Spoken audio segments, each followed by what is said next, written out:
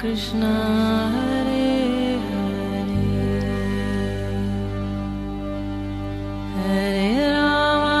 हरे राम राम राम हरे हरे। नमस्कार, रेडियो मानव रचना 107.8 पर मैं हूँ सरिता आपके साथ और शुरू हो चुका है कार्यक्रम आत्मदर्शन। श्रोताओं, इस कार्यक्रम में हम बात करते हैं प्रभु श्री कृष्ण की, उनकी लीलाओं की। बहुत सारी पुस्तकें और ग्रंथ हैं जिनमें उनकी लीलाओं का वर्णन मिलता है, उनके अवतारों का वर्णन मिलता है। और इस कार्यक्रम में हमेशा की तरह अपना ज्ञान हमारे साथ बांटने के लिए स्टूडियो में मौजूद हैं रागलेखा दासी जी, चरणाश्रित युगाचार्य श्रीमद भक्ति वेदांत नारायण गोस्वामी जी की शिष्या। रागलेखा दासी जी, आपका स्वागत है हमारे स्टूडियो में। हरे कृष्ण। रागलेखा दासी जी, हम बात कर रहे हैं श्रीमद भगवद गीता की और इसके 18 अध्याय हैं, जिनमें से 5 अध्यायों का वर्णन हम आपसे जान चुके हैं। श्लोक दर श्लोक आपने हमें बताया। और ये जो फर्स्ट 6 चैप्टर्स हैं, यानी कि पहले 6 अध्याय हैं, उनमें कर्म योग की बात हो रही है। और आज हम इसके 6ठे अध्याय की तरफ बढ़ेंगे। 5 अध्याय हमने समाप्त कर लिए थे, तो आज के एपिसोड में आपसे इसके 6ठे अध्याय के बारे में जानेंगे। आप थोड़ा सा संक्षेप में पहले इसके बारे में बताएं, फिर हम श्लोक दर श्लोक आपसे इसके बारे में जानेंगे। जी भगवद गीता में फर्स्ट 6 चैप्टर्स हैं कर्म योग, फिर उसके बाद है भक्ति योग 7 to 12 और फिर 13 to 18 है ज्ञान योग। तो इसे एक सैंडविच होता है, तो ऊपर नीचे ब्रेड होता है, नीचे बीच में सबसे अच्छा चीज होता है चीज या कुछ भी। तो ऐसे ही ऊपर नीचे ढक्कन के जैसे, और बीच में जो असली चीज है वो भक्ति योग, उसको छुपा के रखा गया है। जी। तो अभी हम लोग कर्म योग की तरफ ही चल रहे हैं।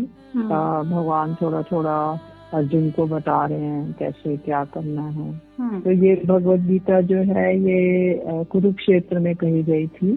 तो वहाँ पे अभी भी वो स्थान है ज्योतिष शास्त्र, जहाँ पे अभी भी भगवान ने जिस स्थान पे भगवद गीता कही थी और रथ को अपना खड़ा किया था बीचों बीच, अभी भी वो स्थान है। और वहाँ पे एक रथ है जिसपे श्री कृष्ण है और अर्जुन है। और फिर भगवान ने उनको विराट रूप दिखाया, वो विराट रूप भी दिखाया गया है।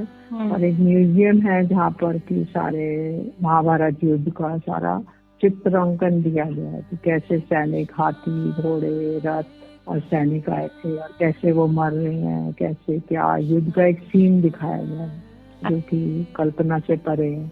तो इसलिए कुरुक्षेत्र ऐसी भूमि है, धर्म क्षेत्र कुरुक्षेत्र की, अभी भी कुरुक्षेत्र ऐसी भूमि है जहाँ पे धर्म का प्रभाव है। और अर्जुन ने तो भगवान ने धर्म की खेती की, और जैसे श्यामा घास उगाती है धान की खेती के साथ साथ, तो श्यामा घास को जो जंगली घास होती है उसको उखाड़ के फेंक दिया जाता है। तो भगवान जो है वो धर्म के शिविर में है, पांडवों के साथ हैं, लेकिन जो श्यामा घास होती दुर्योधन आदि जो कौरव लोग हैं उनको वो उन्होंने उखाड़ के फेंक दिया। इसलिए धर्म क्षेत्र कुरुक्षेत्र है। यहाँ पे एक राजा कुरु थे, उन्होंने एक बार खेती की, तो वो खेती करे तो इंद्र जी आए और बोले कि तुम क्या कर रहे हो? तो बोले मैं यहाँ खेती कर रहा हूँ, यहाँ पे जिसकी भी मृत्यु होगी वो स्वर्गलोक जाएगा। तो इंद्र उसका उपहास उठा करके और स्वर्गलोक चले गए। तो उसके बाद थोड़े दिन बाद फिर आके देखा तो राजा फिर खेती कर रहा है। तो बोले अब क्या कर रहे हो? तो बोले अब यहाँ पे जिसकी मृत्यु होगी वो स्वर्गलोक जाएगा। तो फिर ऐसे कई बार ऐसा हुआ, तो इंद्र ने अंत में बड़े प्रसन्न होकर कहा कि ठीक है, इस जगह को मैं वरदान देता हूँ, तो यहाँ पे जिसकी भी मृत्यु होगी वो स्वर्गलोक जाएगा। तो इसलिए ये भी एक कहानी है जिसकी वजह से कुरुक्षेत्र में ही ये वरदान मिला हुआ है। और तीसरी बात है कि जो कुरुक्षेत्र है वो एक तटस्थ स्थली है, जैसे यहाँ पे ब्रजवासी सब श्री कृष्ण को मिलने आए थे। और क्योंकि वो ना तो वो मथुरा द्वारका गए और ना द्वारकावासी वृंदावन आ सकते थे, तो इसलिए उनको एक तटस्थ स्थली पे यहाँ पे मिले श्री कृष्ण से। तो इसमें बता रहे हैं जो प्रथम श्लोक है 6वें अध्याय का, श्री भगवान उवाचा, भगवान ने कहा जो कर्म का फल की अपेक्षा न कर अवश्य कर्तव्य कर्मों को करता है वही सन्यासी और योगी है। अग्नि होम आदि कर्मों का त्याग करने वाले सन्यासी नहीं हैं और दैहिक कर्म मात्र का परित्याग करने वाले योगी नहीं हैं। टीका में बता रहे हैं जो कर्मफल की अपेक्षा से रहित होकर अवश्य कर्तव्य जानकर शास्त्र विहित कर्मों को करते हैं, वे सन्यासी हैं। तो कर्मफल की तो कोई अपेक्षा नहीं करते हैं, जो अवश्य कर्म है, जो शास्त्र में लिखे गए हैं कर्म, केवल उन्हें ही करते हैं, वो सन्यासी हैं। तो साधारण कर्म नहीं करते जिसका फल केवल अपना इंद्रिय तर्पण है, क्योंकि उन्होंने कर्मफल का संन्यास किया है और चित्त में विषय भोगों की अभिलाषा नहीं होने के कारण वे योगी कहलाते हैं। अग्नि होम आदि कर्मों का त्याग करने से ही कोई सन्यासी नहीं कहलाता है। तो अग्नि वगैरह होम आदि मतलब यज्ञ आदि का त्याग कर देता है तो क्या वो सन्यासी हो जाएगा? नहीं। और केवल नेत्रों को मूंद कर एक स्थान पर आसन के ऊपर स्थिर बैठने वाले व्यक्ति को भी योगी नहीं कहा जा सकता। तो केवल वो ध्यान लगा रहा है, परंतु क्या ध्यान लगा रहा है, मन की स्थिति क्या है, ये तो पता नहीं चलेगा, तो वो भी योगी नहीं होगा। अग्निहोम देवताओं के उद्देश्य से किए जाने वाला विशेष वैदिक यज्ञ है। इसके अनुसार व्यक्ति को विवाह समारोह के समाप्त होने पर ब्राह्मणों के द्वारा वसंत काल में विहित मंत्रों के द्वारा अग्नि स्थापित करके होम करवाना चाहिए। उस समय जिन द्रव्यों को ग्रहण कर यज्ञ का संकल्प लिया जाता है, जीवन भर उसी द्रव्य के द्वारा होम करने की विधि है। अमावस्या की रात्रि में यजमान स्वयं जौ के मांस के द्वारा होम करेंगे। दूसरे दिन कुछ परिवर्तन होने पर दोष नहीं होता है। 100 होम होने के पश्चात प्रातः काल में सूर्य और संध्या काल में अग्नि के लिए होम करना कर्तव्य है। अग्नि का ध्यान कर प्रथम पूर्णिमा के दिन 10 पूर्णमास यज्ञ आरंभ करना कर्तव्य है। इनमें से पूर्णिमा में 3 और अमावस्या में 6 यज्ञों का पालन जीवन भर करना कर्तव्य है। शतपथ ब्राह्मण में इस यज्ञ का पालन करने वाले के लिए फल प्राप्ति का विषय वर्णन किया गया है। ये बड़ा कठिन कार्य है, इस तरह से करना आजकल के कलयुग में तो बड़ा ही कठिन कार्य है, किंतु शास्त्र में ऐसा विधान है, तो वो विधान हमने चर्चा की उसकी। श्लोक नंबर 2 है, जिसमें कह रहे हैं, हे अर्जुन, पंडितगण जिसे संन्यास कहते हैं, तुम उसे ही योग जानो, क्योंकि जो काम संकल्प फल की इच्छा का परित्याग करने में असमर्थ है, वह योगी नहीं होता है। टीका में बता रहे हैं कि वस्तुतः कर्मफल का त्याग ही संन्यास शब्द का तात्पर्य है। चित्त को विशेष रूप से निश्चल करना ही योग शब्द का तात्पर्य है। इससे संन्यास और योग ये दोनों शब्द का एक ही अर्थ होता है। जिसने फल की आकांक्षा और विषय भोग की क्रिया का त्याग नहीं किया है, वह योगी नहीं है। तो अगर फल की आकांक्षा करता है, कर्म कर रहा है, उसका फल चाहता है, या फिर विषयों को भोग करना चाहता है, तो वह योगी नहीं हो सकता। योगी को तो ये त्याग करना ही पड़ेगा। श्लोक नंबर 3 में कह रहे हैं कि निश्चल ध्यान योग में आरूढ़ होने के इच्छुक मुनि के लिए कर्म ही साधन कहलाता है, और योग रूढ़ अवस्था में अर्थात ध्यान में होने पर विक्षेप उत्पन्न करने वाले कर्मों को त्याग ही उस मुनि के लिए साधन कहा जाता है। तब टीका में बता रहे, यदि प्रश्न हो कि क्या अष्टांग योगी को संपूर्ण जीवन ही निष्काम कर्म करना पड़ेगा, तो इस शंका के समाधान में निष्काम कर्म की अवधि निर्धारित करते हुए भगवान कह रहे हैं, मुनि अर्थात जो योगाभ्यास के इच्छुक हैं, उन्हें योग अर्थात निश्चल ध्यान योग में आरूढ़ होने के लिए निष्काम कर्म करना पड़ेगा, क्योंकि यह चित्त को शुद्ध करने वाला है। तो अगर निष्काम कर्म करेंगे तो चित्त शुद्ध हो जाएगा उससे। तब ध्यान निष्ठा प्राप्त होने पर उन्हें विक्षेप उत्पन्न करने वाले कर्मों को त्याग करना पड़ेगा। यदि वो ध्यान कर रहे हैं और जिस चीज से उनका ध्यान हट जाता है, तो उन कर्मों को उन्हें त्याग कर देना पड़ेगा। इसी प्रकार जिनका चित्त भली भांति शुद्ध नहीं हुआ है, वैसे योग के इच्छुक को निष्काम कर्म करना चाहिए। तो निष्काम कर्म करने से हमारा चित्त शुद्ध होगा। योग को एक सीढ़ी के समान समझें, जो जीव को जीवन की जरिए विषयों में आविष्ट रहने की अति निम्न अवस्था से सर्वोच्च विशुद्ध चित्त अवस्था तक ले जा सकती है। एक सीढ़ी है जो कि हमारे को जड़ीय लेवल से, मतलब इंद्रियों के लेवल से हमारे को बहुत ऊंची चिन्मय अवस्था तक ले जा सकती है। इस सीढ़ी के अलग अलग अंशों के अलग अलग नाम है, किंतु संपूर्ण सीढ़ी का नाम ही योग है। योग सीढ़ी के 2 विभाग हैं, योगारूढ़ मुनिगण अर्थात जिन्होंने केवल आरोहण कार्य का आरंभ किया है, मतलब अभी सीढ़ी में चढ़ना शुरू किया है। कर्म ही उनका कारण और लक्ष्य है, और आरूढ़ पुरुष के लिए श्रम और शांति ही कारण है। जो और ऊपर चढ़ गया है उसके लिए श्रम है। इन 2 स्थूल विभागों के नाम कर्म और शांति हैं। जी जी, बहुत ही सुंदर वर्णन चल रहा है और आज इसका 6वां अध्याय हम कर रहे हैं श्रीमद् भगवत गीता का। और कर्म योग की बात हो रही है कि प्रभु ने जिस तरह से एक बात कही कि कर्म करो और फल की इच्छा जो है बिल्कुल मत करो।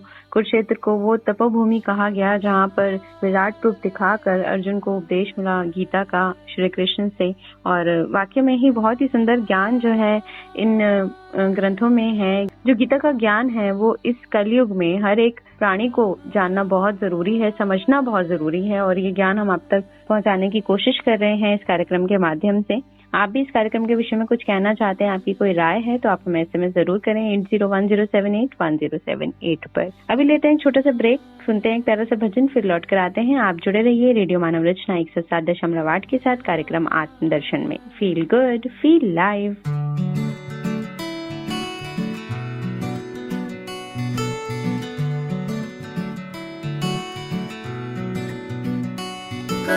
कर दो बेड़ा पार राधे अलबेली सरकार। कर दो बेड़ा पार राधे अलबेली सरकार। राधे अलबेली सरकार, राधे अलबेली सरकार। कर दो मन चल रे वृंदावन धाम, राधे राधे गाएंगे। मन चल रे वृंदावन धाम, राधे राधे गाएंगे। राधे राधे गाएंगे, श्यामा श्यामा गाएंगे। राधे राधे गाएंगे, श्यामा श्यामा गाएंगे। तेरे पूरन होंगे काम, राधे राधे गाएंगे।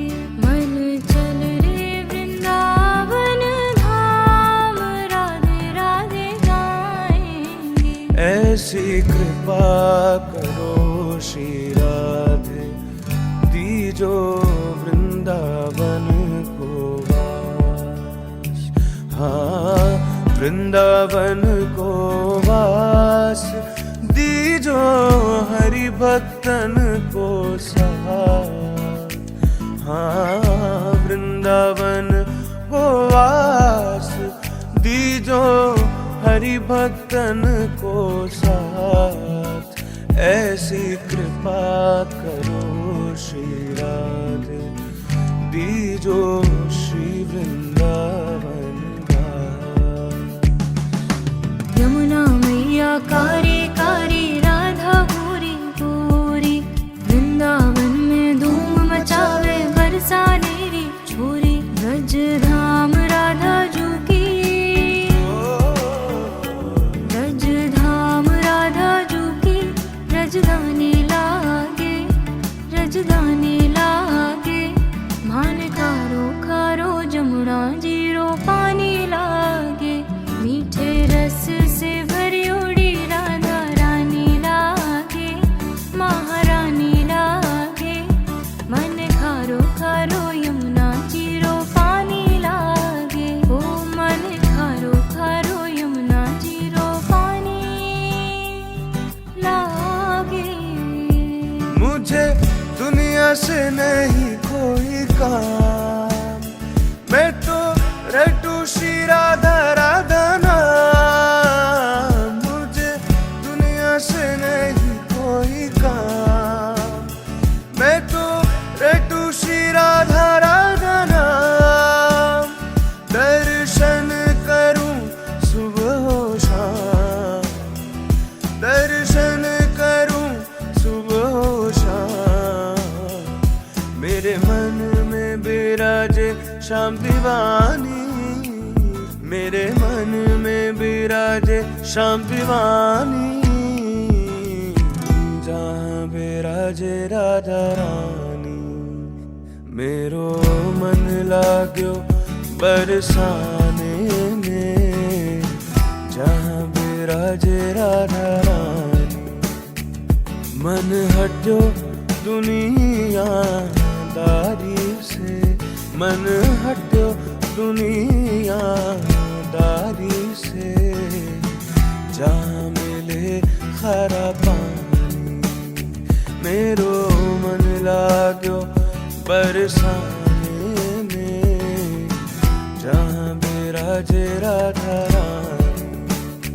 मन भूल मत जइयो राधा रानी के चरण, मन भूल मत जइयो राधा रानी के चरण, रानी के चरण महारानी के चरण, रानी के चरण महारानी के चरण, मन भूल मत जइयो, मन भूल मत जइयो राधा रानी के चरण।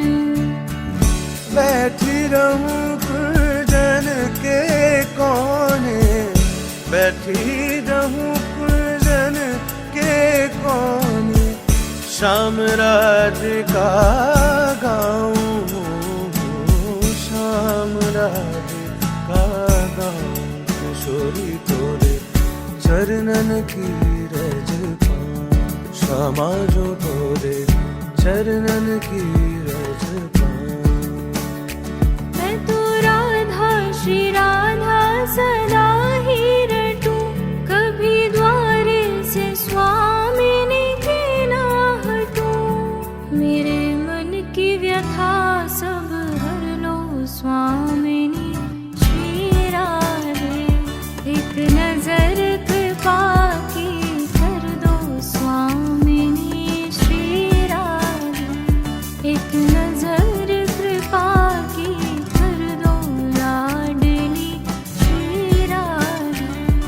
ये नाम नहीं भैया ये स्वयं किशोरी है, इसमें कोई भेद नहीं। हरिदासी तो पगली है, तुम मानो ना मानो कहते सब वेद यही। आंख मूंद के देख, आंख मूंद के देख, छुएगा तुझको मुरली वाला है। राधा राधा नाम, राधा राधा नाम हमको प्राणों से प्यारा है। राधा राधा नाम, राधे राधे बोलिए वृंदावन में डोलिए, राधे राधे बोलिए बरसाना में डोलिए, राधे राधे बोलिए वृंदावन में डोलिए, राधे राधे बोलिए बरसाना में डोलिए, राधे राधे बोलिए वृंदावन में डोलिए, राधे राधे बोलिए बरसाना में डोलिए, राधे राधे राधे राधे श्री राधे राधे राधे राधे श्री राधे राधे राधे राधे राधे जय राधे राधे राधे श्री राधे, जय राधे राधे राधे श्री राधे। वृंदावन के वृक्ष को मरम न जाने कोई, डाल डाल और पात पात पे राधे राधे हो। वृंदावन को वास भलो जहाँ, नित्य बहे यमुना पटरानी, जो जन नाई के ध्यान धरे, बैकुंठ मिले तिनको रजधानी। चारों वेद बखान करे और संत मुनि जिनके मन मानी, यमुना यमदूतन तारत है, भव तारत है श्री राधिका रानी। जय राधे राधे राधे श्री राधे, जय राधे राधे राधे श्री राधे, जय जय श्री राधे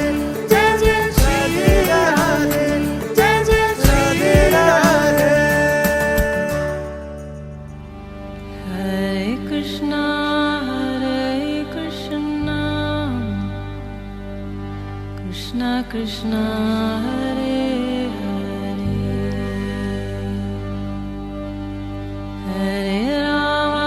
हरे राम राम राम हरे